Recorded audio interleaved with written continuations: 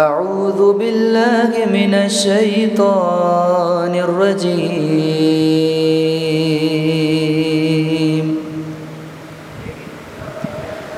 بسم الله الرحمن الرحيم.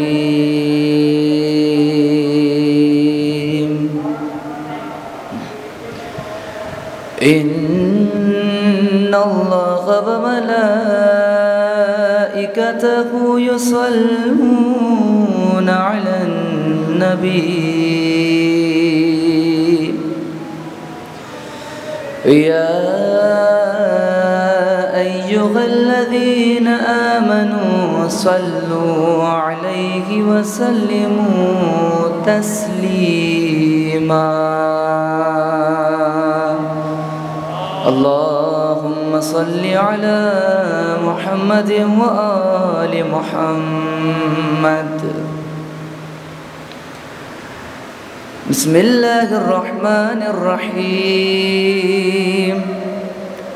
روي عن فاطمة الزهراء عليها السلام بنت رسول الله صلى الله عليه وآله قال سمعت فاطمة عليها السلام أنها قالت دخل علي أبي رسول الله في بعض الأيام فقال السلام عليك يا فاطمة فقلت عليك السلام.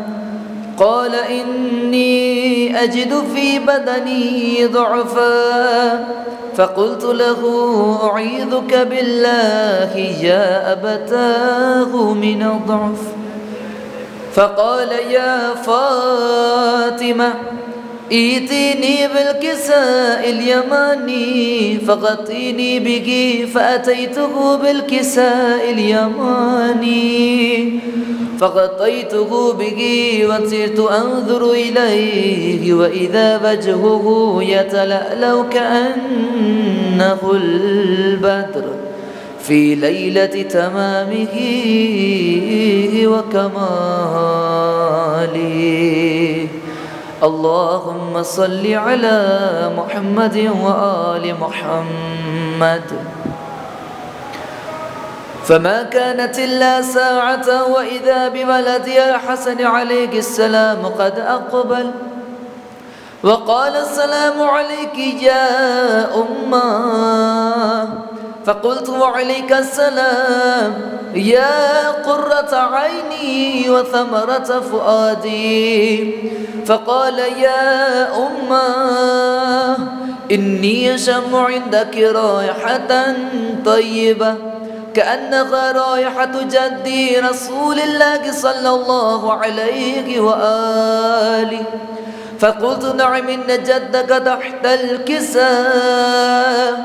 فأقبل الحسن نحو الكساء وقال السلام عليك يا جده يا رسول الله أتأذن لي أن أدخل معك تحت الكساء. فقال وعليك السلام يا ولدي ويا صاحب حوضي قد أذنت لك.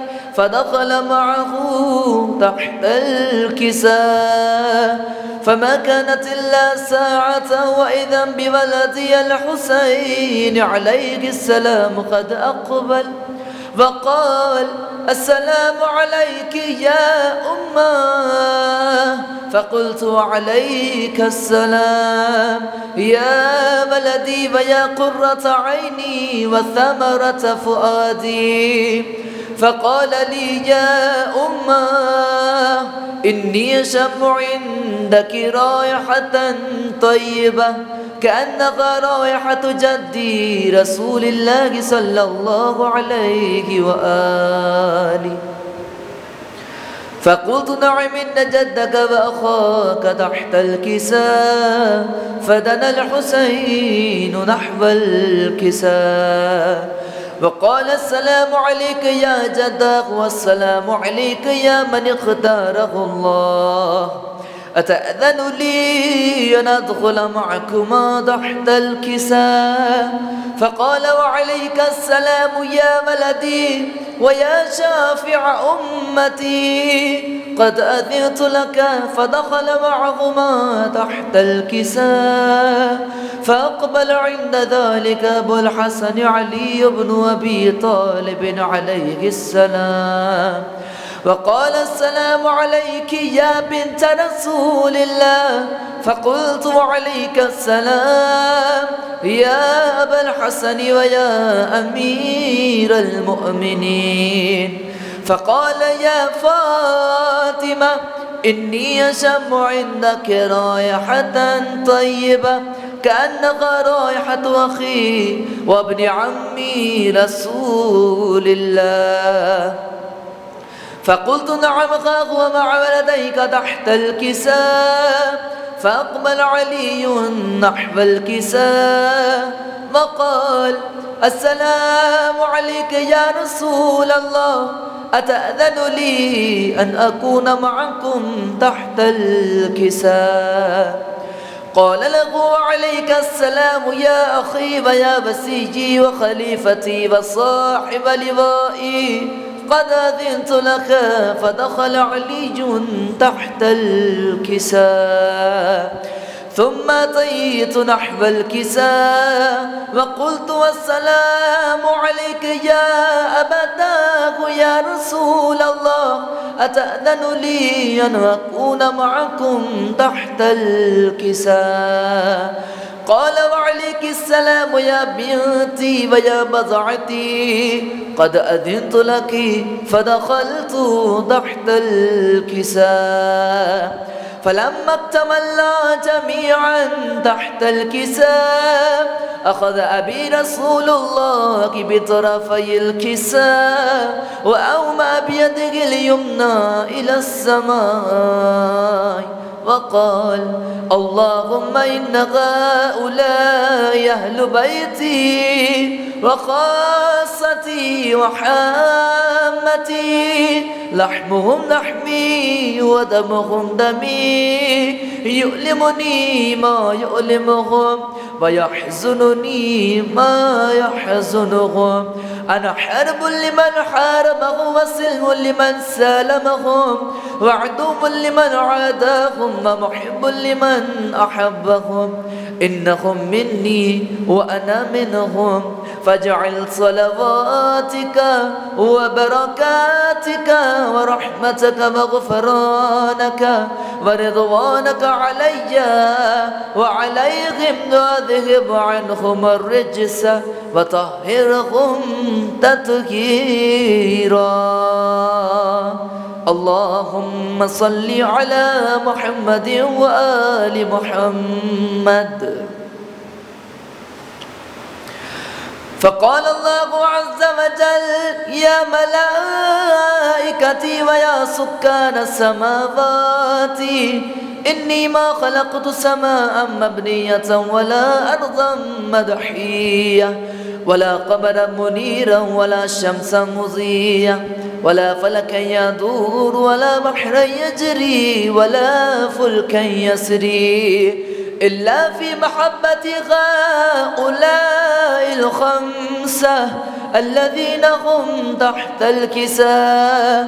فقال الأمين جبرائيل يا رب ومن تحت الكساء؟ فقال عز وجل هم أهل بيت النبوة ومعدن الرسالة، هم فاطمة وأبوها وبعلها وبنوها. اللهم صل على محمد وآل محمد. فقال جبرائيل يا رب أتأذن لي أن أهبط إلى الأرض ليكون معهم سادسا؟ فقال الله نعم قد أذنت لك. فهبط الأمين جبرائيل وقال السلام عليك يا رسول الله العلي الأعلى يقرئك السلام ويخصك بالتحية والإكرام ويقول لك وعزتي وجلالي إني ما خلقت سماء مبنية ولا أرضا مدحية ولا قمرا منيرا ولا شمسا مضية ولا فلكا يدور ولا بحرا يجري ولا فلكا يسري إلا لأجلكم ومحبتكم وقد أذن لي أن أدخل معكم فقد تأذنوا لي يا رسول الله. فقال رسول الله وعليك السلام يا أمين وحي الله إنه نعم قد أذنت لك. فدخل جبرائيل معنا تحت الكساء فقال لأبي إن الله قد أوحى إليكم يقول بسم الله الرحمن الرحيم إنما يريد الله ليذهب عنكم الرجس أهل البيت ويطهركم تطهيرا. اللهم صل على محمد وآل محمد. فقال علي لأبي يا رسول الله أخبرني ما لجلوسنا هذا تحت الكساء من الفضل عند الله.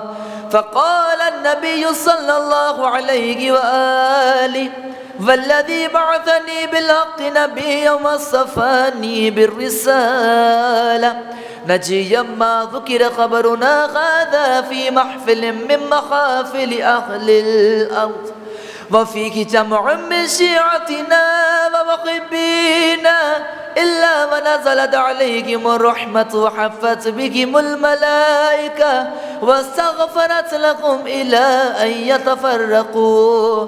فقال علي إذا والله فزنا وفاد شيعتنا ورب الكعبة.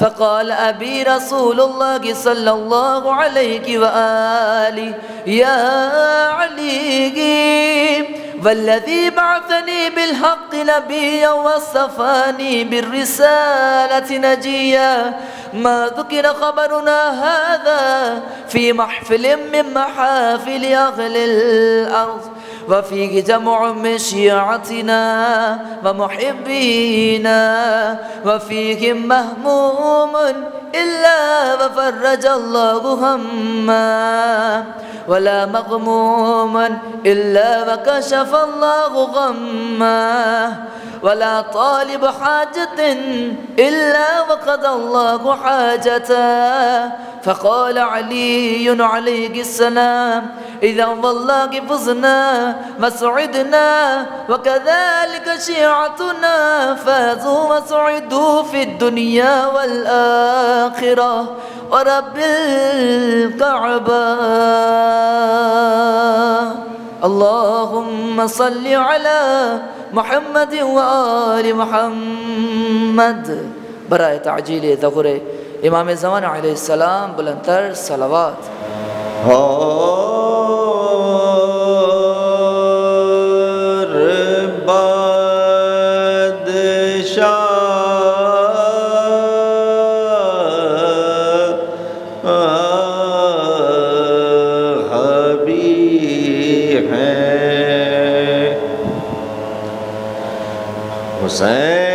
حسین شاہ بھی ہیں اور بادشاہ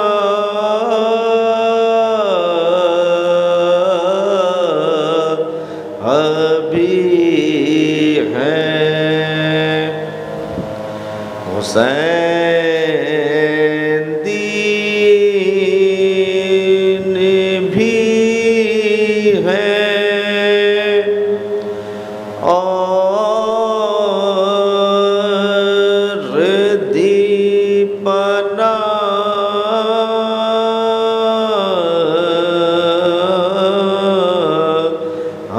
بھی ہے نہ کی یزید کی بیعت کٹا دیا سر کو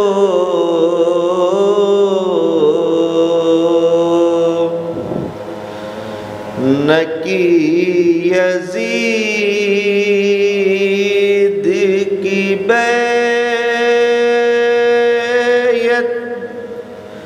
کٹا دیا سر کو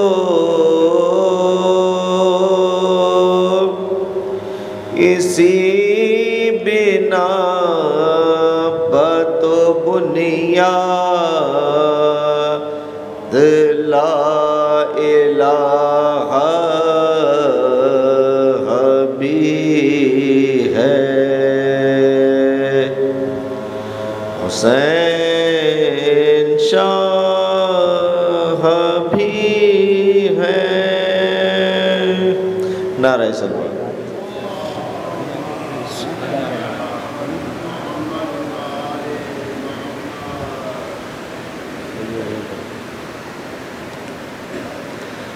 بار دیگر صلوات اللہم صلی علی محمد و آل محمد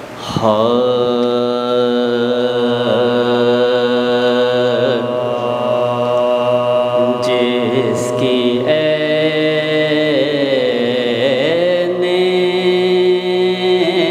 حرم حق میں ولادت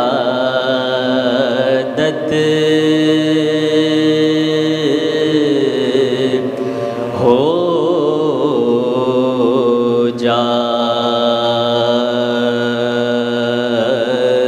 جائے جس کی عین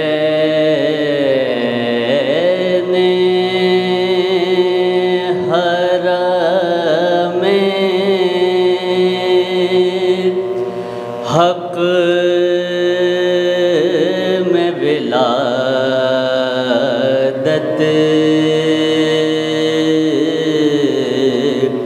ہو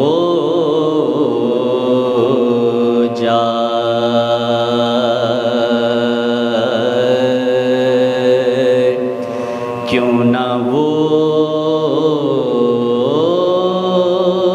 قبلہ ارباب ارادت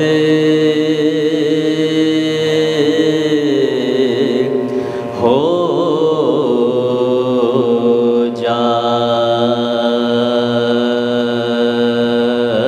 جائے اس کی خود اپنی عبادت کی ادا کیا ہوگی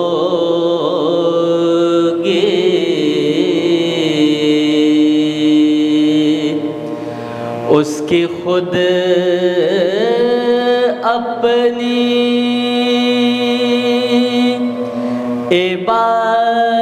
عبادت کی ادا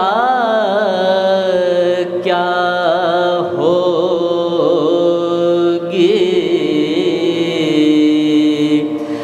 جس کے چہرے پر نظر کرنا عبادت ہو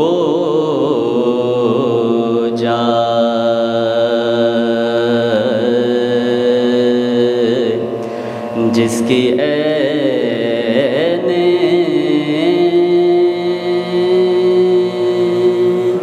نعرہ صلوات سلام کے چند اشعار پیش خدمت کروں گا ایک بار بلند آواز میں صلوات پڑھتا ہوں اللہم صلی علی محمد و آل محمد.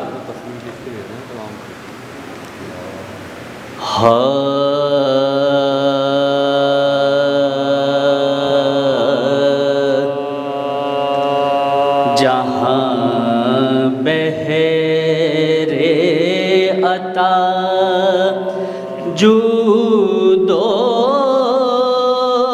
سخا کی بات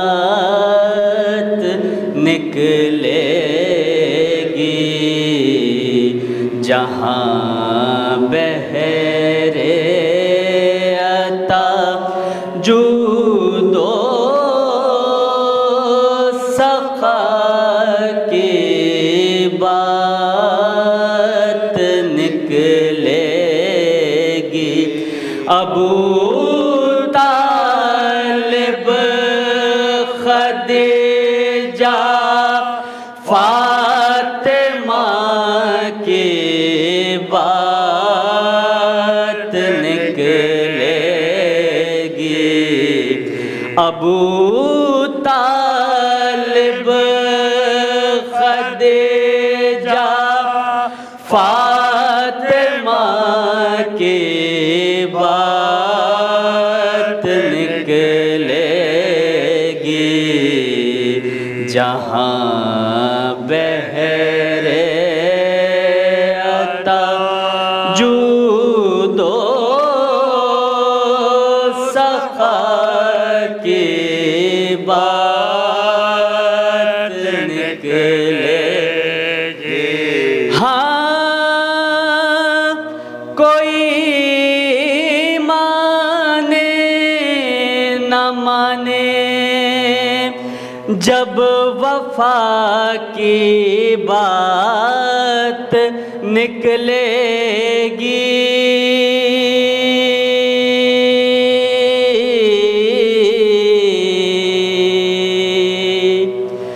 کوئی مانے نہ مانے جب وفا کی بات نکلے گی.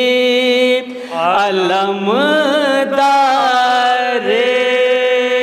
شہ کرب و بلا کی بات نکلے گی. علمدار شہ کرب و بلا کی بات نکلے گی، جہاں بہرے عطا جود و سخا کی بات نکلے گی. ہائے شجاعت زور بازو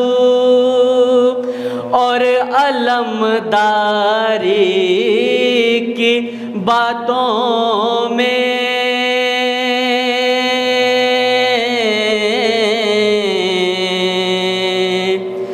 شجاعت زور بازو اور علمداری کی باتوں میں پرے جبریل کی خیبر کشا کی بات نکلے گی، جہاں بہرے عطا جود و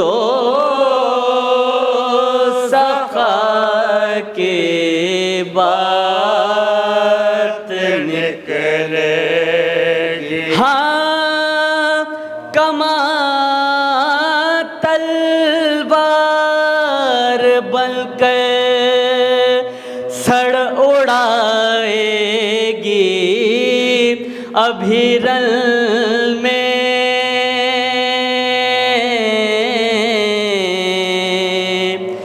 کما تلوار بن کر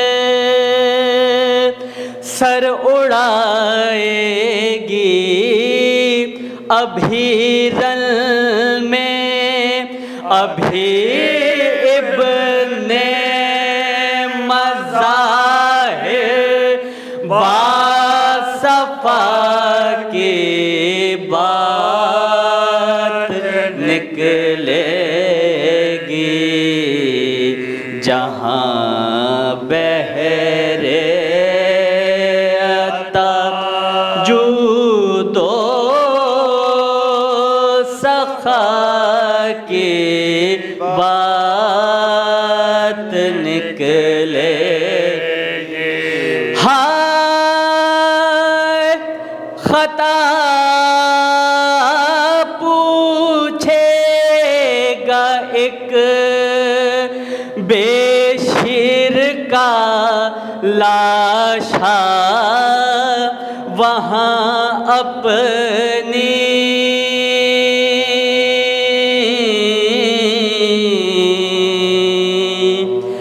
خطا پوچھے گا ایک بے شیر کا لاشا، وہاں اپنی میان حشر جب کرب و بلا کے بات نکلے گی، جہاں بہرے عطا جود و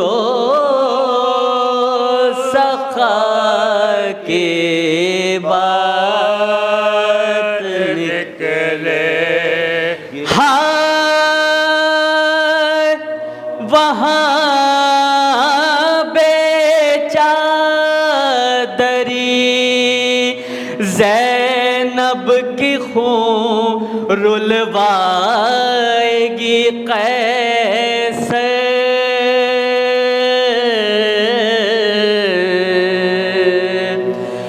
وہاں بے چادری زینب کی خون رلوائے گی قیصر، جہاں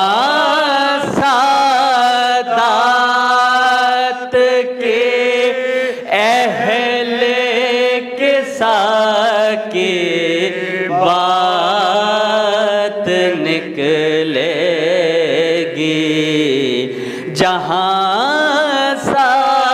سادات کے اہل قصہ کی بات نکلے گی، جہاں بہرے عطا۔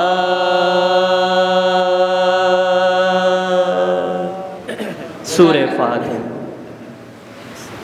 ایک بچی ہبہ زہرا علیل ہیں، اور جتنے مومن و مومنات علیل ہیں ان سب کی صحت و سلامتی شفا یابی کے لیے ایک بار بلند آواز میں صلوات پڑھتے ہیں۔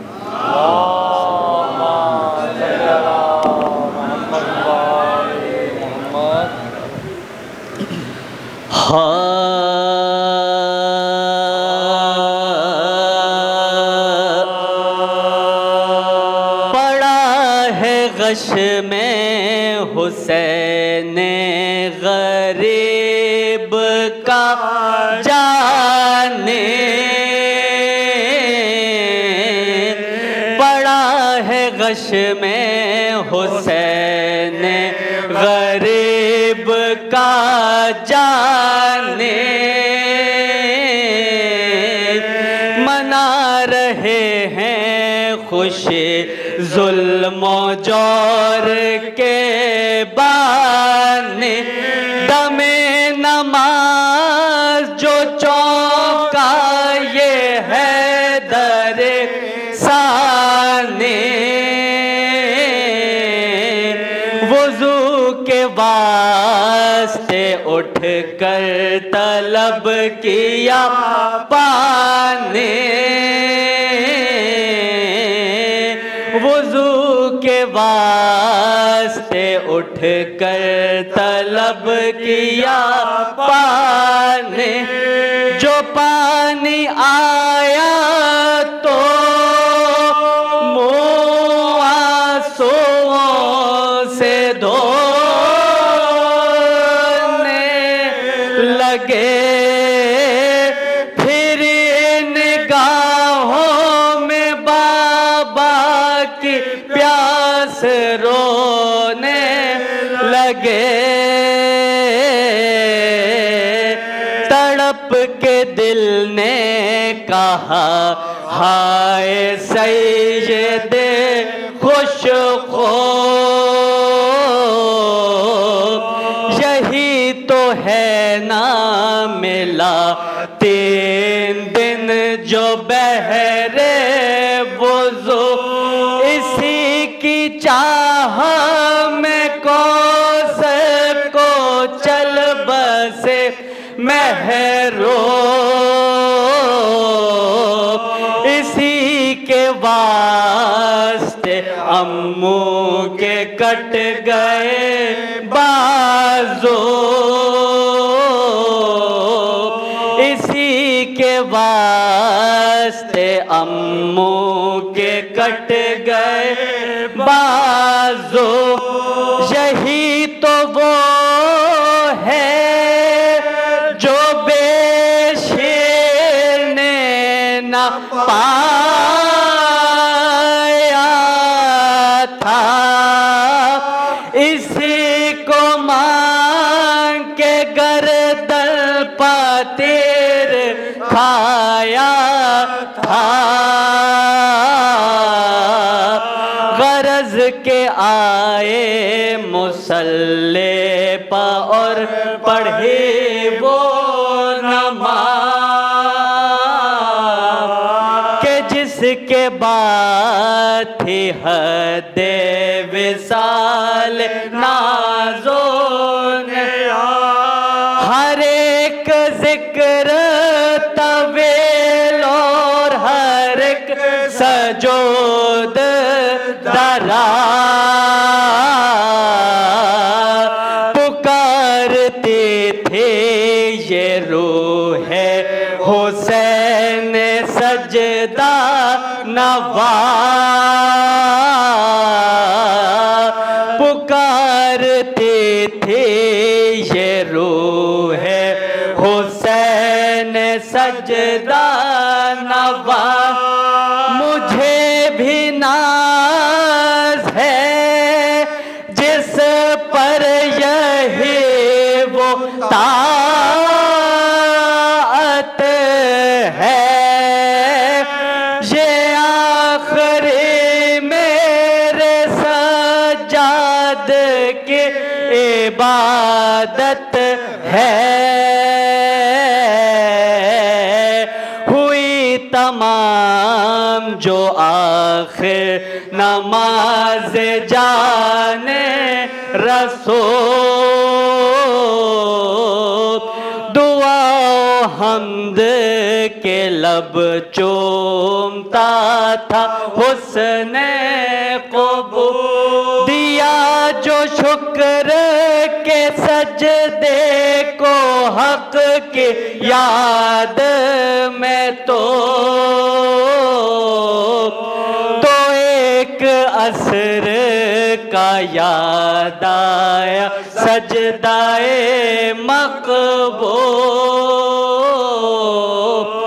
تو ایک عصر کا یاد آیا سجدائے مقبول، اٹھے جو روتے ہوئے کوچ کر گئے، سجا کہا حسین حسین اور مر گئے سجا، پڑا ہے غش میں حسین غریب کا جانے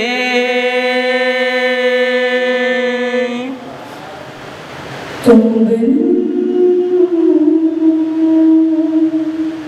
کئی راتوں سے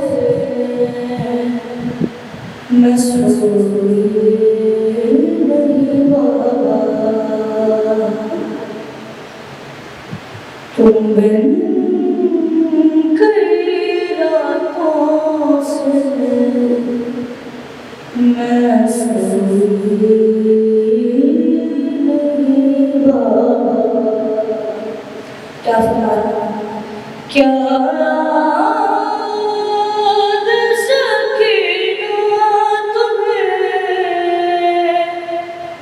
آئی نہیں بابا، تم بن کئی راتوں سے میں سوئی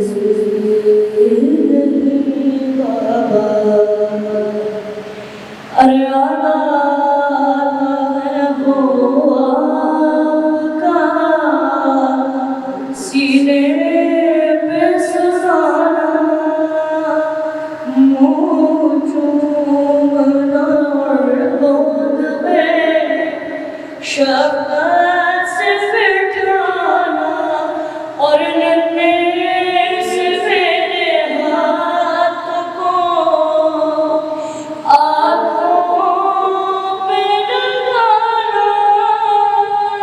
اب پوچھ نگانا میرا کوئی نہیں بابا،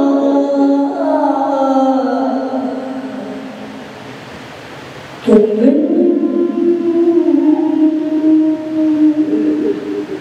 کئی راتوں سے میں سوئی نہیں بابا۔ سزا کیسے دے سزا ارے دیتا تھا سزا شیر یوں بالوں سے پکڑ کر، ارے دوڑائے چلا جاتا تھا رہوان سے تنگ، ارے مجبور تھی دوڑوں یوں ہی گھوڑے کی برابر، ارے حالت وہ میری آپ نے دیکھی نہیں بابا، تم بن کئی راتوں سے میں سوئی نہیں بابا، ارے ایک موڑ پہ ظالم نے ستایا مجھے سے، لے آیا مجھے وہ سرے عباس کے آگے، اور سامنے ان کے مجھے مارے تھے تماچے، سب سے گئے چپ چاپ میں روئی نہیں بابا، تم بن کئی راتوں سے میں سوئی نہیں بابا۔ شراب کو سماعت کو مدد، ارے پوتی ہوں میں زہرا کی، بس ایک بار کہا تھا، ارے وہ سنگے مجھ پہ لہو اتنا بہا تھا، چہرہ بھی میرا باسنا پہچان گیا تھا، ارے اب گھر کہاں نہ کبھی دیتی نہیں بابا، تم بن کئی راتوں سے میں سوئی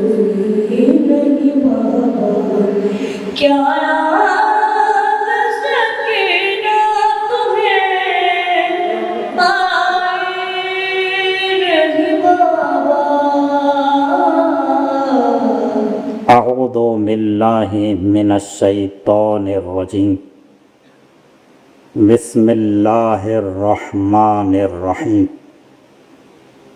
الحمد للہ رب العالمین بارئ الخلائق اجمعین باعث الانبیاء والمرسلین والصلاة والسلام والتحیۃ والاکرام علی سیدنا و مولانا ابی القاسم محمد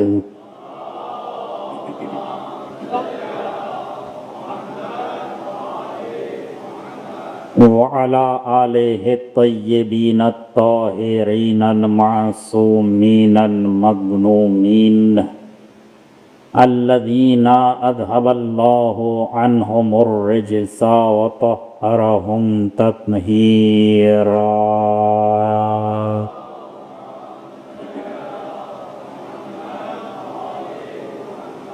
ولا سیما بقیت اللہ ارواحنا لتراب مقدمہ الفداء واللعنۃ الابدیۃ علی اعدائہم اجمعین.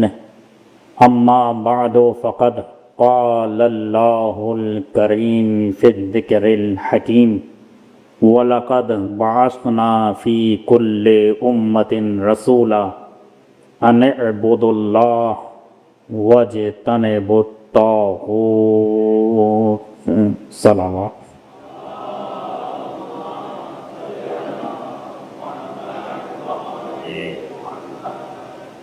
حضرات گرامی قدر، پروردگار عالم نے اس آیت میں ارشاد فرمایا کہ ہم نے ہر امت میں ایک رسول بھیجا ہے تاکہ وہ اللہ کی عبادت کرے اور طاغوت سے اجتناب کرے. اس آیت کے ذیل میں ان چند روزہ مجالس کے لیے جو موضوع انتخاب کیا گیا ہے وہ ہے طاغوت اور طغیان. اس آیت کے بقول پروردگار عالم نے ہر امت پر اپنی حجت تمام کی ہے. پروردگار عالم نے انسانوں کا سلسلہ بعد میں خلق کیا ہے، اس سے پہلے انسان کی ہدایت کا بندوبست کیا ہے. یہ ہدایت اتنا ضروری مسئلہ تھا کہ پروردگار نے پہلے آدم کو خلق کیا ہے، اس کے بعد آدمی کو خلق کیا ہے. انسان سے پہلے انسان کی ہدایت کا بندوبست کیا گیا ہے، اور پروردگار عالم نے صریح لفظوں میں یہ بتا دیا کہ ہم نے جسے بھی بھیجا ہے دو کام دے کر بھیجا ہے. اس نے اللہ کی عبادت کرنی ہے اور اپنے وقت کے طاغوت کا انکار کرنا ہے. ہر ولی کی زندگی کا خلاصہ یہی دو الفاظ ہیں. چونکہ ولی ایک جامع لفظ ہے، ولی میں نبی بھی شامل ہے، رسول بھی شامل ہے، امام بھی شامل ہے. پروردگار عالم نے سادہ لفظوں میں کہہ دیا ہے کہ ہم نے جسے بھی بھیجا ہے اس میں اس کے لیے یہ دو کام انتخاب کیے ہیں. اس نے اللہ کی عبادت کرنا ہے اور اس نے طاغوت کا انکار کرنا ہے. اب اگر یہ دیکھنا ہو کہ کون اللہ کی طرف سے ہے اور کون ہمارا بنایا ہوا ہے، تو بس یہ دیکھنا ہوگا کہ کون یہ دونوں کام بیک وقت انجام دے رہا ہے. اللہ کی عبادت بھی کر رہا ہے، طاغوت کو ذلیل بھی کر رہا ہے. ہر ولی کی زندگی کا کل خلاصہ یہ دو الفاظ ہیں. حضرت آدم علیہ السلام کے زمانے سے چلیے جناب خاتم تک، جناب خاتم کے بعد سے پھر جو سلسلہ ہے آج تک یہی سلسلہ ہے جو جاری اور ساری ہے. ایک سلسلہ سلسلہ ولایت خداوندی ہے اور ایک سلسلہ سلسلہ ولایت طاغوت ہے. اور پروردگار عالم نے ہمیں ان دونوں راستوں کے درمیان خلق کر دیا ہے انتخاب دے کر. اب تمہاری مرضی ہے کہ اس ولایت پر چلنا ہے یا اس ولایت کے سائے میں آنا ہے. اس کا انجام یہ ہے اور اس کا انجام یہ ہے. یہ نہیں ہو سکتا کہ اسے بھی چھوڑ دو اور اسے بھی چھوڑ دو، اور یہ بھی نہیں ہو سکتا کہ یہ بھی لے لو اور یہ بھی لے لو. کسی ایک کا انتخاب کرنا ہوگا. نہیں ہو سکتا امریکہ بھی خوش ہو جائیں، اللہ بھی خوش ہو جائیں. روٹی حاکم شام کے ساتھ، عبادت علی کے ساتھ. اب یہ فلسفہ چلنے والا نہیں ہے. کسی ایک راستے کا انتخاب کرنا ہوگا. کربلا سے پہلے تو یہ ممکن تھا. توجہ چاہتا ہوں، کربلا سے پہلے یہ ممکن تھا، مگر کربلا کے بعد یہ راستہ بالکل بند ہو گیا. یا ادھر چلو یا ادھر چلو. ایک اور جملہ کہہ دیتا ہوں، آپ سمجھ جائیں گے. اب بات ریکارڈ بھی ہو رہی ہے ہر جگہ، یہی ڈر رہا ہوتا ہوں ریکارڈ ہو رہی ہے بات. مذاکرات کا دروازہ شب عاشور تک کھلا تھا.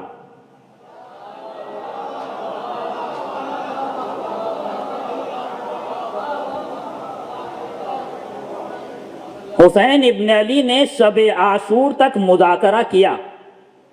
شب عاشور تک مذاکرات ہوئے اور امام نے بہت سمجھایا کہ تو پیچھے ہٹ جا، ہمیں راستہ دے دے، مگر وہ نہ مانا. جب شب عاشورہ مذاکرات ناکام ہوئے، عاشورہ کے بعد سے مذاکرات کے دروازے بند ہو گئے. اب جدیدیت کا مقابلہ ہوگا، مذاکرات نہیں ہوں گے. یزید اور مذاکرات، طاغوت اور مذاکرات. پروردگار عالم نے طاغوت کے انکار کا حکم دیا ہے. توجہ چاہتا ہوں، پروردگار عالم نے حکم دیا ہے کہ طاغوت کا انکار کرنا ہے. طاغوت کے ساتھ دعوتیں کھانے کا حکم نہیں دیا، طاغوت کے ساتھ ناشتے کرنے کا حکم نہیں دیا. پروردگار عالم نے صاف لفظوں میں کہا ہے کہ طاغوت کا انکار کرنا ہے. اگر تم یہ دیکھنا چاہتے ہو کہ وقت کا ولی کون ہے، یہ دونوں صفات اس کے اندر بیک وقت ہونے چاہیے. ایک ہی وقت میں عبادت بھی کرے گا، ایک ہی وقت میں طاغوت کا انکار بھی کرے گا. اور یہ سلسلہ جناب آدم کے زمانے سے چلا. میں مفاد مقدماتی بحث کرنا چاہتا ہوں اور ایک آپ کے سامنے مختصر جائزہ لینا چاہ رہا ہوں کہ یہ بحث ہے کیا. جیسے ہی جناب آدم کا زمانہ شروع ہوا، آدم کے ہی زمانے سے طاغوت نے سر اٹھایا، اور جیسے ہی طاغوت نے سر اٹھایا فوراً حکم باری تعالی ہوا. اس سے پہلے کہ یہ سلسلہ آگے بڑھے، طاغوت کا سر کچل دو. اور جو چاہتا اسی وقت سے جناب آدم کو حکم دیا گیا اور طاغوت کا سلسلہ شروع ہو گیا. اب جب بھی کوئی اللہ کا نمائندہ ہوگا تو مقابلے پر کوئی طاغوت ہوگا، چونکہ طاغوت کہتے ہی اسے ہیں جو مقابلے پر آ جائے. توجہ چاہتا ہوں، یہ میں لفظ طاغوت کا معنی بیان کر دیتا ہوں جو لوگ نہیں تھے، ان افراد کے لیے جن کے لیے نئی بحث ہے. یہ طاغوت لفظ طغا یطغا سے نکلا ہے. طغا یطغا. طاغوت کو اگر اردو میں معنی کریں تو وہ ہے سرکش. البتہ فارسی کا لفظ ہے جو اردو میں استعمال ہوتا ہے، سرکش. طغیان یا طغا یطغا عربی میں کہاں استعمال ہوتا ہے؟ مثلا اس گلاس میں پانی ہے، فی الحال نہیں ہے، آپ نے اس میں پانی بھرا، مزید پانی بھرا، مزید پانی بھرا. ایک وقت ایسا آئے گا کہ اس میں مزید پانی کی گنجائش نہیں ہوگی اس کے باوجود اگر آپ نے پانی ڈالنے کی کوشش کی تو پانی چھلکے گا اور لبریز ہو کر باہر گرے گا. اس کیفیت کو کہتے ہیں طغیان، یعنی حد سے تجاوز کرنا. ہر وہ شخص جو اپنے ولی کے مقابل پر حد سے تجاوز کر جائے وہ اس زمانے کا طاغوت ہے.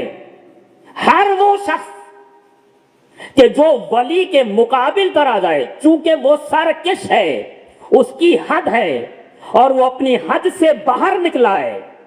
اس کی حد یہ ہے کہ ولی خدا کی اطاعت کرنی تھی، اس نے اطاعت نہیں کی بلکہ ولی خدا کے مقابل پر آیا. تو چونکہ مقابل پر آیا تو وہ ٹھہرایا وقت کا طاغوت. اب چاہے وہ کوئی ہو، چاہے یہاں کا رہنے والا ہو، چاہے وہاں کا رہنے والا ہو، چاہے گھر کا ہو، چاہے باہر کا ہو، چاہے مرد ہو، چاہے عورت ہو، جو بھی ولی خدا کے مقابل پر آیا وہ وقت کا طاغوت ہے. اور پروردگار عالم نے ہر ولی کو یہ حکم دیا ہے کہ وقت کے طاغوت کا انکار بھی کرنا ہے. آپ توجہ کیجئے گا، وقت کے طاغوت کا انکار بھی کرنا ہے، اپنے آپ کو بھی بچانا ہے، اپنی امت کو بھی بچا لینا ہے.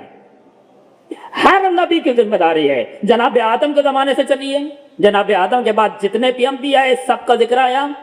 قرآن مجید میں جس نبی کا بار بار ذکر آیا اور سب سے زیادہ ذکر آیا وہ کون ہے؟ جناب موسیٰ علی نبینا وآلہ وعلیہ السلام. کیوں پروردگار عالم نے جناب موسیٰ کی داستان کو اور واقعے کو بار بار تکرار کیا ہے؟ بار بار جناب موسیٰ کا نام آیا ہے. سب سے زیادہ جو واقعہ قرآن مجید میں پروردگار عالم نے بیان کیا ہے جناب موسیٰ کا واقعہ ہے. کیوں؟ اس لیے کہ قرآن قصوں کی کتاب تھی، قرآن کہانی کی کتاب ہے، قرآن واقعات کی کتاب ہے. جی نہیں، قرآن قصے کہانی واقعات کی کتاب نہیں ہے، قرآن ہدایت کی کتاب ہے. اور ہر وہ چیز جو ہدایت کے لیے ضروری تھی پروردگار عالم نے قرآن مجید میں بیان کر دی. کیوں پروردگار عالم نے جناب موسیٰ کا تذکرہ زیادہ کیا ہے؟ وجہ یہ ہے کہ موسیٰ نے اپنے وقت کے طاغوت کو ذلیل کیا، اپنے آپ کو بھی بچا لیا، اپنی امت کو بھی بچا لیا اور اپنی امت کو بچا کر لے گئے اور اپنی امت کو نجات دلوائی. پروردگار عالم نے ہر زمانے میں اپنا ولی بھیجا، ہر زمانے میں طاغوت کا سر اٹھایا اور اب بھی طاغوت کا سلسلہ نہ رکا. جناب موسیٰ کے بعد جتنے بھی انبیاء آئے ایک ایک کر کے نبی آتے رہے، طاغوت سر اٹھاتے رہے. مسئلہ فرعون و نمرود و حامان کا نہیں تھا، مسئلہ اس سلسلہ طاغوت کا تھا. یہ سلسلہ چل رہا ہے. فرعون مہم نہیں تھا، فرعون جائے گا تو حامان آ جائے گا، نمرود آ جائے گا، مگر سلسلہ چل رہا ہے. مالک چاہتا تھا کہ اس سلسلے کا سر کچل دیا جائے. اور جو چاہتا ہوں کہ سلسلہ ہی باقی نہ بچے، اور یہی ہوتا رہا. چہرے بدلتے رہے، نظام ایک رہا، یہاں تک کہ پیغمبر کا زمانہ آیا. پیغمبر کے زمانے میں بھی طاغوت موجود تھا، کیونکہ جو بھی پیغمبر کے مقابل پر آیا وہ زمانے کا طاغوت. اب کون سا طاغوت؟ یہ کتابوں میں لکھا ہوا ہے. کتنے طاغوت، کتنے لوگ تھے جو پیغمبر کے مقابل پر آئے، مگر پیغمبر کے جانے کے بعد بھی یہ سلسلہ رکا نہیں. امیر المومنین کا زمانہ شروع ہوا، پھر سلسلہ طاغوت. جتنے افراد بھی امیر المومنین کے مقابل پر آئے سب طاغوت. امیر المومنین کے بعد امام حسن کا زمانہ آیا. امام حسن کے زمانے میں جو بھی مقابل پر آیا وہ طاغوت. پھر امام حسین کا زمانہ آیا، امام حسین کے زمانے میں جو آیا وہ طاغوت. مگر عجیب بات یہ ہے کہ جتنی زور سے طاغوت امام حسین کے مقابل پر آیا اس سے پہلے کبھی نہیں آیا، اور جتنا شدید امام حسین نے مقابلہ کیا، توجہ چاہتا ہوں، ایسا مقابلہ کسی کو کرنے کا موقع نہیں ملا. چونکہ جتنی شدت سے وہ آیا اس سے کہیں زیادہ شدت سے امام حسین نے جواب دیا. پھر ایسا جواب دیا کہ طاغوت کا ایسا سر کچلا کہ بعد میں یزید تو آیا مگر تقاضۂ بیعت نہ کر پایا. طاغوت کا سر کچل دیا. مگر ایک جملہ سنیے, امام حسین علیہ السلام کے بعد امام حسین نے ایسا سر کچلا اور اپنے اس سلسلے کو وراثت میں ایسا چھوڑا, توجہ چاہتا ہوں, کہ اگر وہاں وراثت میں طاغوت آ رہے تھے تو یہاں وراثت میں انکار جا رہا تھا. وہاں وراثت میں طاغوت تو یہاں وراثت میں انکار. آج کا انکار اسی وراثت کا نتیجہ ہے. یہ وہی وراثت چل رہی ہے جو امام حسین علیہ السلام نے چھوڑی. آئیے اگلے مرحلے پر. ہر امام کا زمانہ آگے بڑھتا رہا, طاغوت مقابل پر آتا رہا, یہاں تک امام حسن عسکری علیہ السلام کے زمانے تک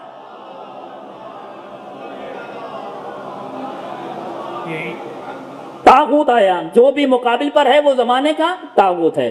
یہاں رکیے گا, اب میں وقت کے امام کے زمانے تک ابھی نہیں آیا. مگر ایک جملہ مجھے بتائیے, پروردگار عالم نے کیا کہا ہے کہ طاغوت کا انکار کرنا ہے.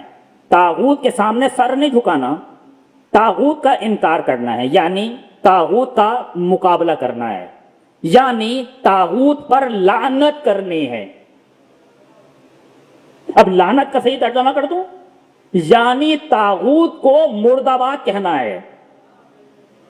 لعنت کا ترجمہ یہی ہے نا. لعنت یعنی کیا؟ اگر جوان پوچھتے ہیں لعنت کا معنی کیا ہے, لعنت یعنی مرد آباد, یہی ہے نا.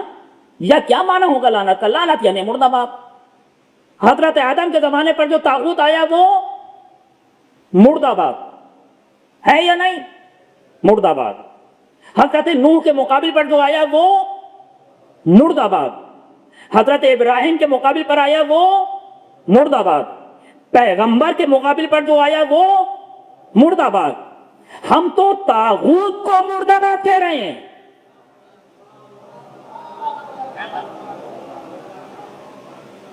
امیر المومنین کے مقابل پر جو آیا وہ مرد آباد. جو آیا,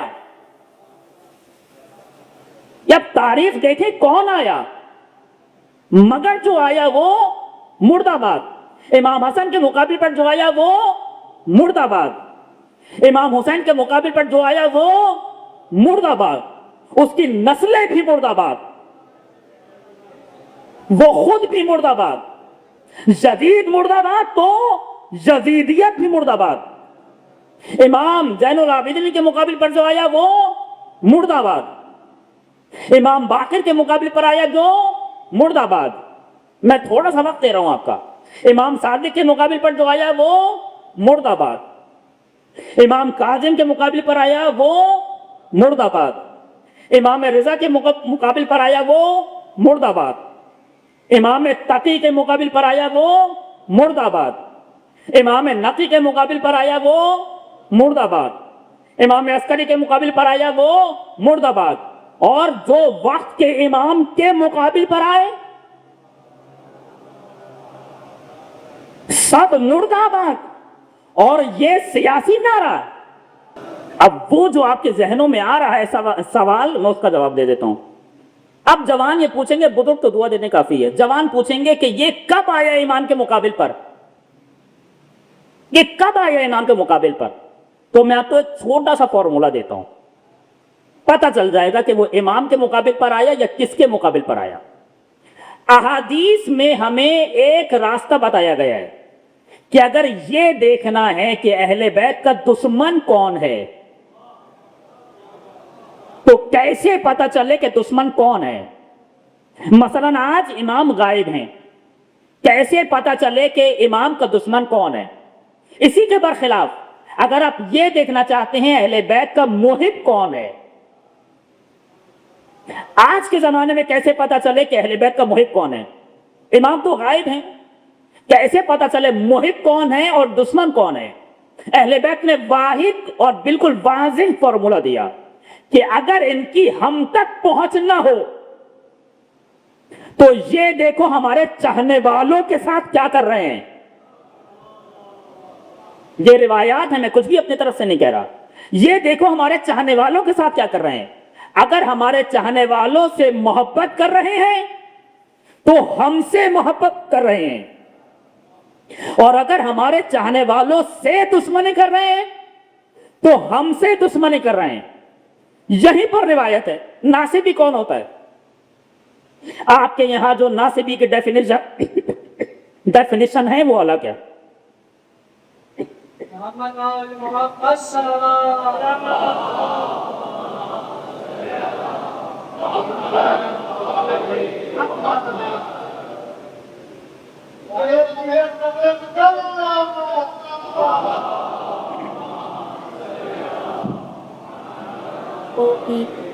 ناصبی کسی کہتے ہیں؟ آپ کہیں گے ہر وہ شخص جو اہل بیت کے لیے نازیبا الفاظ استعمال کرے وہ ہوتا ہے ناصبی. مگر اہل بیت نے نئی ڈیفینیشن دی ہے. نئی ڈیفینیشن دی ہے. کیا؟ یہ نہ دیکھو کہ ہمارے لیے کیا کہہ رہا ہے. یہ روایات آپ کے سامنے پڑھ رہا ہے. یہ نہ دیکھو کہ ہمارے لیے کیا کہہ رہا ہے, کیونکہ ان کی جرأت نہیں کہ ہمیں کچھ کہیں. یہ دیکھو ہمارے چاہنے والوں کے لیے کیا کہہ رہا ہے. جب باپ تک پہنچ نہ ہو تو اولاد کو اذیت دی جاتی ہے. ہم تک تو پہنچ ہے نہیں. یہ دیکھو ہمارے چاہنے والوں کے ساتھ برتاؤ کیسا ہے. اگر ہمارے چاہنے والوں کے ساتھ محبت کا برتاؤ ہے تو وہ ہم سے محبت کرتا ہے, اور اگر ہمارے چاہنے والوں کا دشمن ہے تو ہمارا دشمن ہے. ابھی آپ کا دشمن کون ہے؟ بات کیا چل رہی ہے کہ امام کا دشمن کون ہے؟ امام تو ہے نہیں, کیسے پتا چلے امام کا دشمن کون ہے؟ واضح سا راستہ ہے. یہ دیکھیے آپ کا دشمن کون ہے. کون ہے جس سے آپ کا وجود برداشت نہیں ہو رہا؟ کون ہے؟ ہر وہ شخص جو آپ کا دشمن ہے وہ اہل بیت کا دشمن ہے. اور فی الحال آپ کے دشمن دو ہیں بس. توجہ چاہتا ہوں, توجہ. آپ کے دشمن دو ہیں بس, یا امریکہ یا اسرائیل. اب آپ کہیے ان عربوں کا کیا کریں؟ کیا آپ ان کو دشمنی کے قابل سمجھتے ہیں؟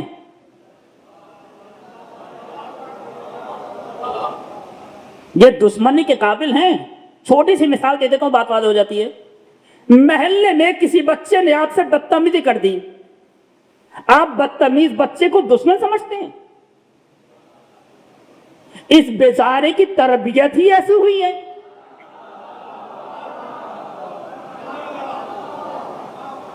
یہ دشمن تھوڑی ہے. جو امریکہ نے پال دیا وہ ہو گیا, جو اسرائیل نے بنا دیا وہ ہو گیا. تو یہ تو ہماری دشمنی کے قابل نہیں ہے. ہم تو انہیں اپنا دشمن سمجھتے نہیں ہیں. ہمارا دشمن تو وہ ہے جو انبیاء کا دشمن تھا, جو اہل بیت کا دشمن تھا. دے دیتا ہوں مثال. تاریخ اسلام کی پہلی جنگ کہ جب مسلمان سے لڑا, کون سی جنگ ہے؟ جنگ جمل. اس سے پہلے جتنی بھی جنگیں تھیں وہ کون سی جنگیں ہیں؟ اسلام اور کفر کی جنگ. یہ پہلی جنگ ہے کہ جب مسلمان سے لڑ رہا ہے. اب آپ سوچئے, استاد کا جملہ ہے, یہاں کہہ دیتا ہوں کہ آج کے زمانے میں یہ طے کرنا اور سوچنا کہ کیوں لوگوں نے امام علی کا ساتھ نہیں دیا, بہت آسان ہے. اس زمانے میں جائیے نا, لوگ سوچ رہے تھے یہاں داماد رسول کھڑے ہیں, یہاں زوج رسول کھڑی ہیں, کس کا ساتھ دیں؟ مسلمان کے مقابلے پہ کھڑا ہے. اور اب بھی علی ابن ابی طالب کو ایک ہی غم کھایا جا رہا ہے کہ مسلمان کا خون نہ بہے, مسلمان کا خون نہ بہے. اور بہت کوشش کی امام نے کہ جنگ نہ ہو. جنگ کی ابتدا بھی نہیں کی. وہاں سے جنگ کی ابتدا ہوئی. اب دفاع کیا ہے امام علی نے. دفاع شروع ہوا جب علی کسی کے مقابل پر آ جائیں. وہاں دستوں پر دستے آتے رہے اور علی مقابلہ کرتے رہے, اور لوگ قتل ہوتے رہے. کس کے قتل ہو رہے تھے؟ یہاں کے نہیں, وہاں کے. اور امیر المومنین علیہ السلام کو یہ فکر لاحق تھی کہ خون کیوں بہ رہا ہے مسلمانوں کا، مولا مقابل پر ہیں، مسلمانوں کا خون بہ رہا ہے۔ یہاں تک کہ امام علی علیہ السلام نے دیکھا کہ دستوں پر دستے آ رہے ہیں مگر جنگ رکنے کا نام نہیں لے رہی، نہ جانے کتنے لوگ مارے جا رہے ہیں وہاں دوسری طرف۔ پھر امام علی علیہ السلام نے ایک جملہ فرمایا، اب یہ جملہ سمجھیے گا، فرمایا کہ جب تک یہ اونٹنی کھڑی ہے، جب تک یہ اونٹنی کھڑی ہے یہ جنگ رکنے والی نہیں ہے، یہ اونٹنی گرا دو۔ پھر اونٹنی کے چاروں پاؤں کاٹ دیے گئے، اونٹنی منہ کے بل زمین پہ گری اپنے سوار کے ساتھ۔ جیسے ہی اونٹنی گری سارے دستے آنا بند ہو گئے، یعنی جنگ جمل میں فساد کی جڑ ایک اونٹنی تھی۔ توجہ چاہتا ہوں، جنگ جمل میں فساد کی جڑ ایک اونٹنی تھی، اونٹنی گرا دی، جنگ رک گئی، پھر کوئی دستہ نہیں آیا۔ کہنے دیجئے جملہ، آج کی اونٹنی کیا ہے؟ آج کی اونٹنی کیا ہے؟ آج کی اونٹنی کون ہے؟ سلام کیجئے اس شہید رہبر کو کہ جس نے ہمیں پہچانوا دیا کہ آج کی اونٹنی کون ہے۔ انہوں نے بتایا آج کی اونٹنی یا امریکہ ہے یا اسرائیل، یہ والی اونٹنی گرا دو۔ اگر یہ کھڑی رہ گئی تو پہلے وہابیت آئے گی، وہ چلی جائے گی تو طالبان آ جائیں گے، طالبان جائیں گے تو القاعدہ آ جائے گی، القاعدہ جائے گی تو داعش آ جائے گی۔ جب تک اونٹنی کھڑی رہے گی، اس فساد کی جڑ کو ختم کر دو۔ جڑ ختم ہو جائے گی، یہ چھوٹے چھوٹے ایسے ہی غارت ہو جائیں گے۔ توجہ چاہتا ہوں، یہ ایسے ہی ختم ہو جائیں گے۔ تو بات یہی سمجھے کہ ہر زمانے میں طاغوت، اور ہر زمانے کا طاغوت مرد آباد۔ اگلے مرحلے پر آئیے، بس آخری بات آج کے اعتبار سے یہیں پر تمام کروں گا اپنی بات۔ ہر امام کے مقابل پر جو آیا وہ طاغوت۔ یہاں تک کہ جو میں نے کہا تھا کہ میں 12 امام کا سلسلہ بھی شروع نہیں کر رہا ہوں، 11 امام کے زمانے تک یہ جملہ یاد رکھیے گا جوانوں، یہ دلیل بہت ضروری ہے، یہ دلیل بہت کام آئے گی۔ ممکن ہے کہ کتابوں میں نہ ملے مگر سنیے، شاید اچھی بات ہو۔ 11 امام کے زمانے تک طاغوت تھا یا نہیں تھا؟ 12ویں امام کے زمانے میں طاغوت تھا یا نہیں؟ جب امام غیبت میں گئے ہیں طاغوت تھا یا نہیں تھا؟ اگر طاغوت نہیں تھا تو قتل کرنے کون آیا تھا؟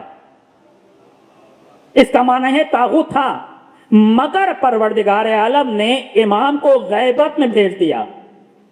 جو دلیل تھی وہ یہ تھی، امام غیبت میں گئے ہیں، طاغوت غیبت میں نہیں گیا۔ طاغوت غیبت میں نہیں گیا۔ اگر طاغوت غیبت میں نہیں گیا تو طاغوت سے مقابلہ کرنا ہے یا نہیں؟ دو راستے ہیں، بس تیسرا کوئی راستہ نہیں ہے۔ یا تو سر جھکا دو یا مقابلہ کرو۔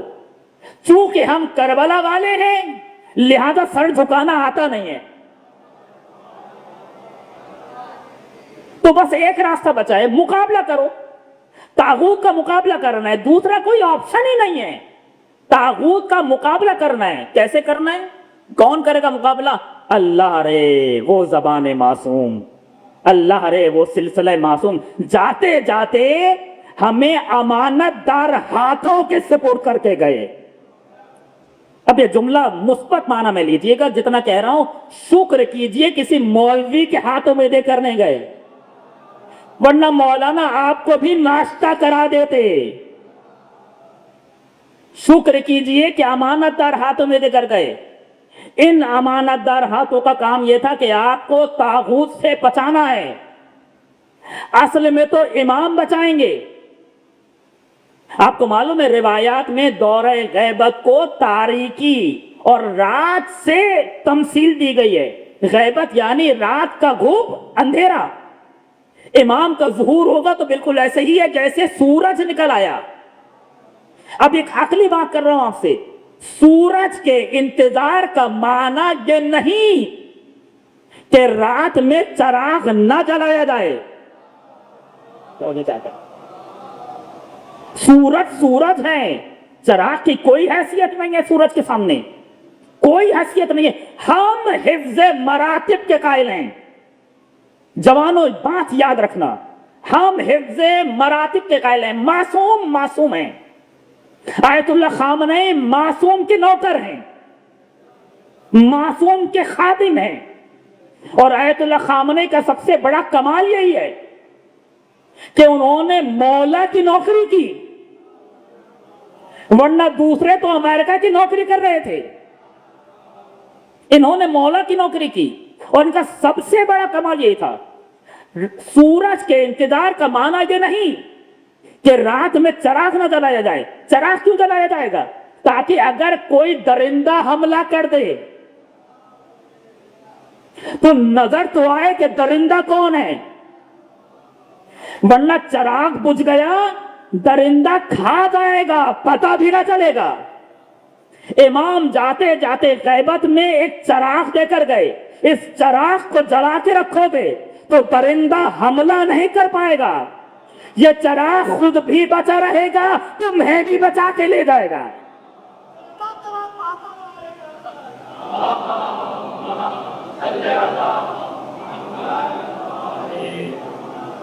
بس ایک جملہ کہنے دیجئے، اگر یہ جملہ نہ کہا جائے. یہ چراغ خود بھی بچا رہے گا، تمہیں بھی بچا لے گا. یہ چراغ تمہارے وقت میں طاغوت سے مقابلہ کرے گا، بچا لے گا تمہیں. مگر فرق ہے چراغ میں اور سورج میں. جو میں کہہ رہا ہوں نا کہ حفظ مراتب کا خیال ہونا چاہیے. چراغ میں اور سورج میں. آج ہم نے چراغ جلایا تو تم قلعے میں چھپ گئے. جب سورج نکلے گا تو پھر قلعہ بھی نہ بچے گا. پھر تم پتھروں کے پیچھے چھپو گے اور پتھر کہے گا مولا یہ میرے پیچھے ہے. دیکھ رہے ہیں، طاغوت سے مقابلہ کرنا ہے، ہمیں حکم ہے. جو بھی طاغوت کی ولایت میں گیا، اب اس کے سامنے کچھ چیزیں آئیں گی. جو بھی طاغوت کی ولایت میں گیا اس کو کچھ چیلنجز قبول کرنے پڑیں گے، اور جس نے طاغوت کی ولایت کو چھوڑا اور ولایت حق میں آیا اسے بھی کچھ چیلنجز قبول کرنے پڑیں گے. اب میں یہاں ایک آخری بات کہہ کے اپنے موضوع کو آج کے لیے تمام کر رہا ہوں. یہ ولایت ہماری زندگی میں نقش کیا رکھتی ہے؟ کوئی بھی ولایت حاکم عادل امام معصوم کی ولایت، یا ولایت حاکم جور ظالم کی ولایت کا ہماری زندگی میں نقش کیا ہے؟ یہ بات سنیے گا، یاد رکھیں جوان، بزرگ دعا دینے کافی ہے. آپ کو معلوم ہے کسی کی بھی دینداری کا معیار عبادت نہیں ہے. جوان اپنے ذہنوں سے یہ غلط فہمی مٹا لیں. دینداری کا معیار عبادت نہیں ہے، بلکہ دینداری کا معیار اطاعت ہے. دینداری کا معیار اطاعت ہے. پھر یہ عبادت کیا کرتی ہے؟ عبادت کیا کرتی ہے؟ اگر ملاک اطاعت ہے تو یہ عبادت کیا کرتی ہے؟ عبادت ہمارے روح کو مضبوط کرتی ہے. جو بھی عبادت کرے گا عبادت روح کو مضبوط کرے گی، اب چاہے وہ اچھا ہو یا برا. چونکہ عبادت، اس کا فلسفہ یہ ہے، عبادت یعنی نفسانی خواہشات کے برخلاف چلنا. جو بھی نفسانی خواہشات کے برخلاف چلے گا اس کی روح مضبوط ہو جائے گی، چاہے وہ کافر ہو. امام جعفر صادق علیہ السلام کے زمانے میں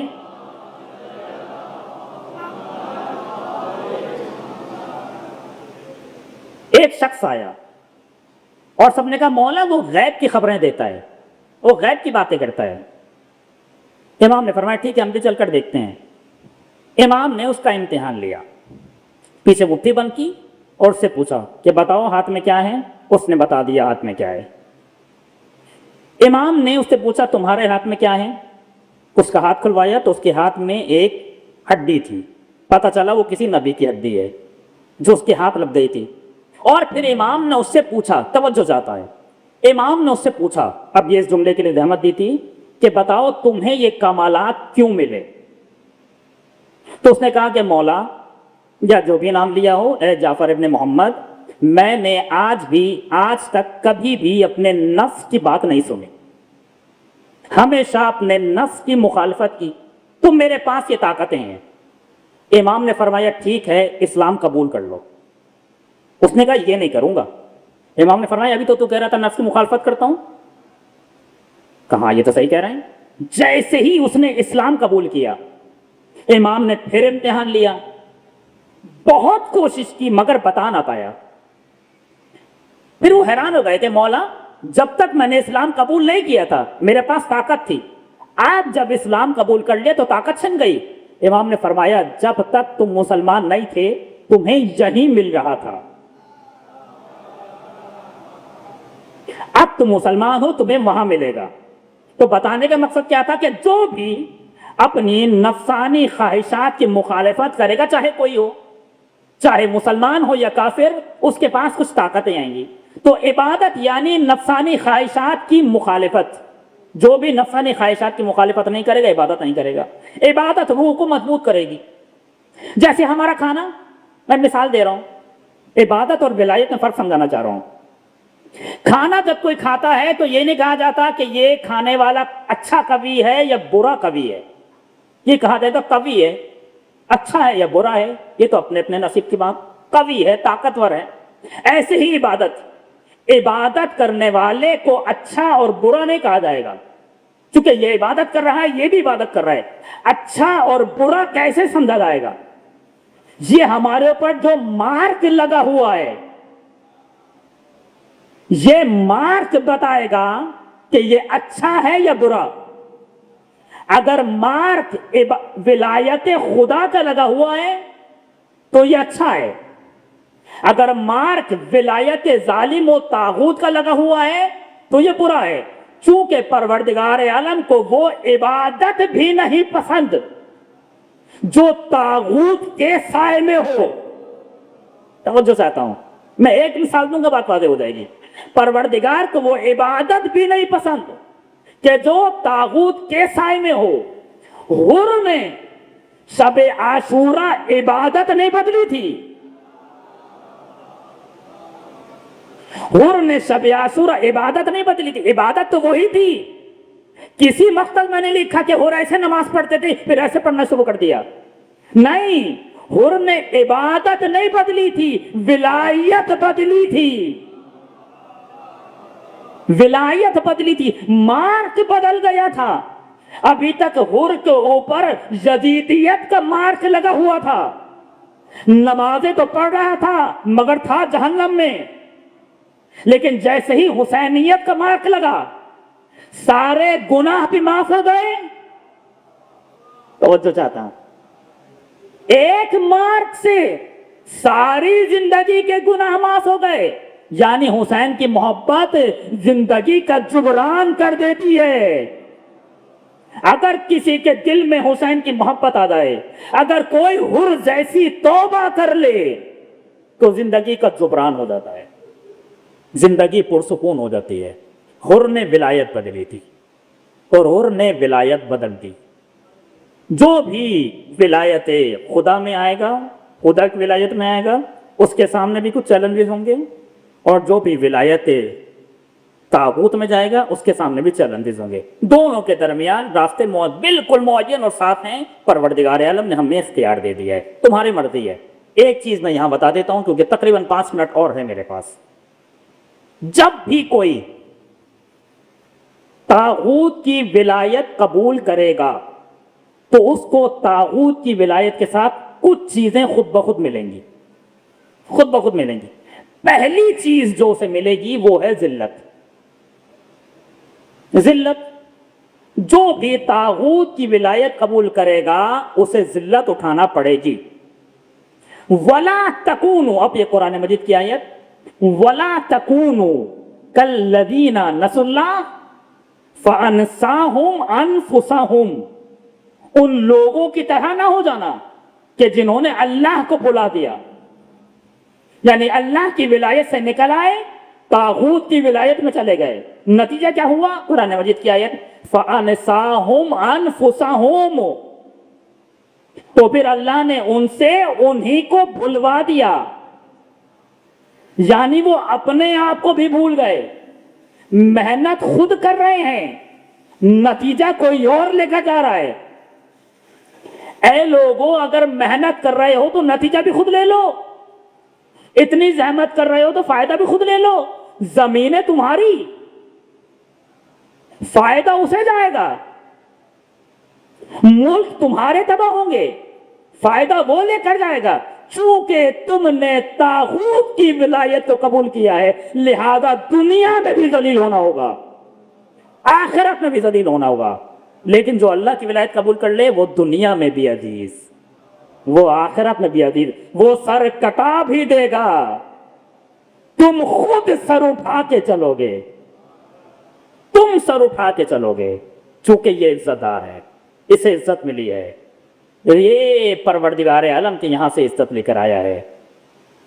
اور جسے اللہ عزت دے دیں، کتنے پروپیگنڈے ہوئے آپ کے خلاف، 1400، بس آخری جملہ کہہ رہا ہوں میں، 1400 سالہ پروپیگنڈوں کے نتیجے میں ایک شہادت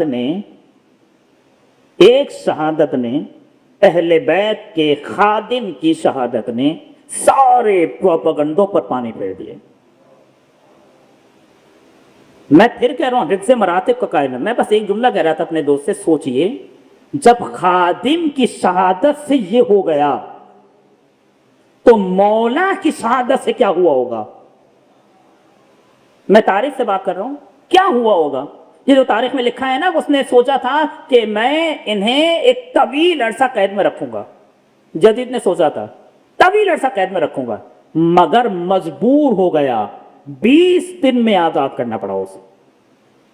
جو لوگ سوال کرتے ہیں نا کب آزاد کیا، اسی سال آزاد کیا، اگلے سال آزاد کیا، 2 سال بعد آزاد کیا، معتبر قول یہ ہے کہ اسی سال آزاد کیا، 20 دن کے اندر۔ تو کہہ رہا تھا کہ انہیں رکھوں گا، تو کہہ رہا تھا کہ قید کر لوں گا، چھوڑوں گا نہیں، کیونکہ زینب بنت علی نے اور سید سجاد نے اس کو اسی کے گھر میں ایسا ذلیل کیا کہ گھر میں بھی عزت نہ بچی، گھر والوں نے بھی عزت نہیں کی۔ یہ جو آپ نے سنا ہے نا، یہ سارے واقعات، ہند پریشان ہو گئی کہ یزید یہ تو نے کیا کر دیا، گھر میں بغاوت شروع ہو گئی، گھر میں بغاوت، کیونکہ جو بھی طاغوت کی ولایت قبول کرے گا اس کے نصیب میں بس ذلت آئے گی، اور جو بھی اللہ کی ولایت قبول کرے گا وہ دنیا میں بھی عزت دار، وہ آخرت میں بھی عزت دار، سر کٹا دے گا مگر ذلیل نہیں ہوگا، عزت دار رہے گا۔ ختم کر دی میں نے بات۔ کیسے لوگ تھے یہ، کیسے لوگ تھے یہ، کہاں ملیں گے یہ 72؟ خدا کا شکر ہے کہ اس نے ہمیں کربلا دی، خدا کا شکر ہے کہ اس نے ہمیں کربلا دی۔ اگر ہمارے پاس، سوچئے تھوڑی دیر کے لیے، سوچئے آپ تھوڑی دیر کے لیے سوچئے کہ آپ کے پاس کربلا نہیں ہے، پھر ہے کیا آپ کے پاس؟ جن کے پاس کربلا نہیں ہے انہیں دیکھیں، سرگرداں ہیں، اس سمجھ نہیں آ رہا کہ کہاں جائیں، اس کے پاس جھکیں، اس کے پاس جائیں، اس سے لیں، مگر چونکہ ہمارے پاس کربلا ہے، راستہ بالکل واضح ہے، بالکل واضح راستہ۔ شکر ہے کہ خدا نے ہمیں کربلائی بنایا۔ میرے دوستو، میرے عزیزو، میں بزرگوں سے تو کہتا ہی نہیں ہوں، ان آنسوؤں کی حفاظت کرو، یہ آنسو، ان آنسوؤں نے تمہیں زندہ رکھا ہوا ہے۔ جب ہم سونے لگتے ہیں نا، یہ عزاداری ہمیں جگا دیتی ہے، یہ آنسو ہمیں جگا دیتے ہیں۔ 1400 سال میں بس ایک ملت ایسی ہے جو ایک لہجہ بھی نہیں سوئی، اور وہ ہیں ہم۔ اس میں ہمارا کمال تھوڑی ہے، ہمارے پاس کربلا ہے، کربلا نے ہمیں سونے نہیں دیا۔ اور کبھی جھونکا آیا بھی تو کربلا نے جگا دیا.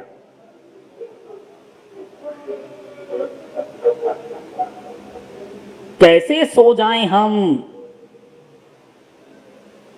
جس کی نظروں میں حسین ابن علی کی شہادت ہو؟ کیسے سو جائیں ہم جس کی نظروں میں علی اکبر کا کلیجہ ہو؟ کیسے سو جائیں ہم جس کے تصورات میں علی اصغر کا کٹا ہوا گلا ہو کہ ایک تیر نے علی اصغر کو ذبح کر دیا تھا؟ کیسے سو جائیں ہم؟ ختم کر دی میں نے بات. کل امام سجاد علیہ السلام کی شہادت تھی. 2 جملے سن لیجئے، میں نے مجلس تمام کرے. کربلا کے بعد کیسی کیسی مصیبتیں ہیں، کیسی کیسی مصیبتیں ہیں. شام غریبہ میں تو آپ سو گئے،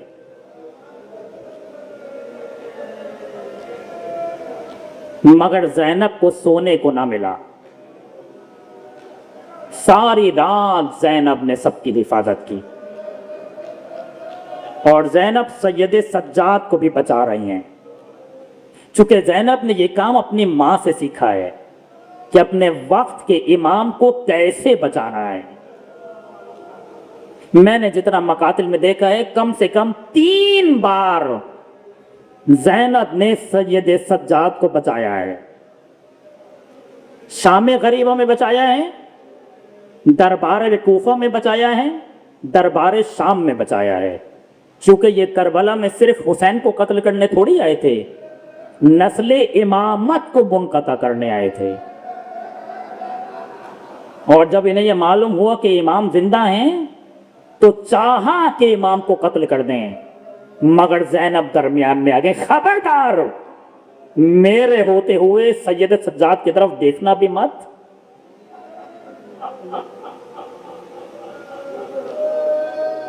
آپ جانتے ہیں نا کہ امام سجاد علیہ السلام غش کے عالم میں تھے. یہ پروردگار کی مصلحت تھی کہ سید سجاد غش کے عالم میں رہیں تاکہ نسل امامت بچ جائے. مگر 3 موقع ایسے آئے کہ زینب نے سید سجاد کو غش سے اٹھایا. وہ 3 موقع سن لیجئے بات کہاں. پہلا موقع اس وقت کہ جب حسین ابن علی نے آواز دی، یا زینب، یا ام کلثوم، یا سکینہ، یا رقیہ علیکن من السلام. اس کے بعد کہنے لگے، زینب وہ کرتا لے آؤ جو میری ماں نے تمہیں دیا تھا. کبھی عرض کروں گا یہ وہ کرتا تھا جو حضرت ابراہیم کا کرتا تھا. سیدہ نے زینب کے حوالے کیا تھا، زینب یہ کرتا سنبھال کے رکھنا. روایت میں ہے، زینب یہ کرتا سنبھال کے رکھنا، ایک وقت آئے گا کہ حسین تم سے یہ کرتا مانگے گا. پھر فرمایا جب حسین تم سے یہ کرتا مانگے تو سمجھ لینا میرا بیٹا چند لمحوں کا مہمان رہ گیا ہے. زینب نے کرتا دے تو دیا، مگر زینب سمجھ گئی اب میرا بھائی چند لمحوں کا مہمان ہے. اس کے بعد امام نے فرمایا، زینب مجھے سید سجاد کے پاس لے چلو. سید سجاد کے پاس زینب لے کر آئے. سید سجاد کا شانہ ہلایا، بیٹے اٹھو، باپ ملنے آیا ہے. امام سجاد نے آنکھیں کھولی، باپ کے لباس پر خون لگا دیکھا. پہلا سوال کیا، اینا امی العباس، یہ بتائیے میرا چچا عباس کہاں ہے؟ فرمایا قتلا. اس کے بعد ایک ایک کا پوچھتے رہے. امام کہتے رہے قتلا قتلا قتلا. آخر میں ایک جملہ کہا، اینا اخی علی، یہ بتائیے میرا بھائی علی اکبر کہاں ہے؟ امام نے کوئی جواب نہیں دیا. ایک جواب دیا، بیٹا بس اتنا سمجھ لو، مردوں میں یا تم زندہ ہو یا میں. امام سجاد اٹھنے لگے. ام کلثوم نے پوچھا، بیٹا کہاں جا رہے ہو؟ آوازیں پھوپھی دیکھ نہیں رہی، میرا باپ اکیلا رہ گیا ہے. کہ نہیں بیٹا تم پر سے جہاد ساقط ہے، نسل امامت منقطع ہو جائے گی۔ سید سجاد دوبارہ بے ہوش ہو گئے۔ ابھی غش کے عالم میں پڑے ہوئے تھے کہ زمین ہلنے لگی، آسمان کانپنے لگا، خون کی بارش ہونے لگی، سیاہ آندیاں چلنے لگی۔ زینب دوڑی ہوئی آئی، سید سجاد کا شانہ ہلایا، بیٹے اٹھو زمین لرز رہی ہے، بیٹے دیکھو کیا قیامت آ گئی۔ پھوپھی ذرا خیمے کا پردہ ہٹائیے۔ اب تو پردہ ہٹایا، السلام علیکہ یا ابا عبداللہ۔ یہ دوسرا موقع تھا۔ تیسرا موقع سنیں گے، بڑا عجیب، کہ جب ایک کے بعد دوسرا خیمہ جلا، خیمے جلتے رہے، بیویاں خیمے بدلتی رہیں، یہاں تک کہ آخری خیمہ رہ گیا، ظالموں نے وہ خیمہ بھی جلا دیا۔ حمید ابن مسلم کہتا ہے میں نے دیکھا ایک قد آور بی بی ہے جو بار بار خیمے میں جاتی ہے باہر آتی ہے۔ میں نے پوچھا بی بی خیمہ جل رہا ہے، آپ جلتے خیمے میں کیوں جا رہی ہیں؟ تو اس نے بتایا تو میں نے معلوم میرا بیمار بھتیجا ہے۔ تھوڑی دیر بعد وہ بی بی اپنے شانے پر کسی بیمار کو لے کر آئی اور زمین پر لٹا دیا، پھر شانہ ہلایا، بیٹے اٹھو خیمے جل رہے ہیں، یہ بتا دو جل کے مر جائیں یا خیموں سے باہر نکل آئیں۔ پہلا حکم امامت علیکن بالفرار۔ پھوپھی خیمے سے باہر نکلی ہے، آخری جملہ کہنے دیجئے۔ اب تو سید سجاد بیدار ہوئے تو دوبارہ غش نہ آیا۔ آپ کو معلوم ہے کیوں؟ کیسے غش آ جاتا؟